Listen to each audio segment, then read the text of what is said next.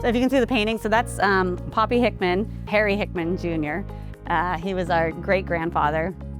And his dad was actually an art professor at Carnegie Mellon University. And he would come up in the summers to do an art camp up in Kennerdale. And so that's how Poppy started coming up here.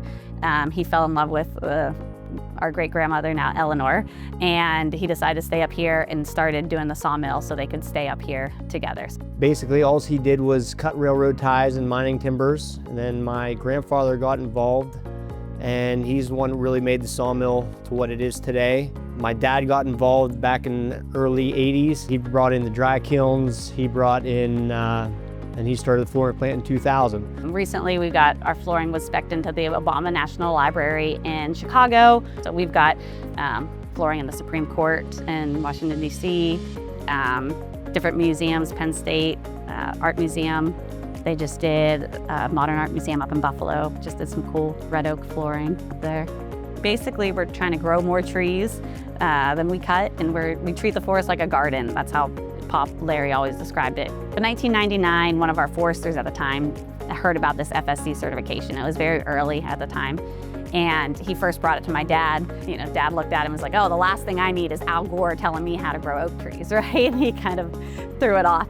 But then we started looking at it, and he's like, yeah, this is, you know, what we're doing anyways. We lack the paperwork of it, but we're already managing the forest to this level, if not more. So every year as an FSC certified company, we are audited, and we have an auditor come out to tell us what we're doing right, what we're doing wrong.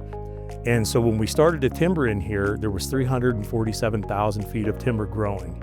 And the last time that we did an inventory in this stand, there was 1.4 million feet standing in this piece of property. And we're trying to promote the growth instead of just taking everything. We want to make sure that we're giving back to the environment.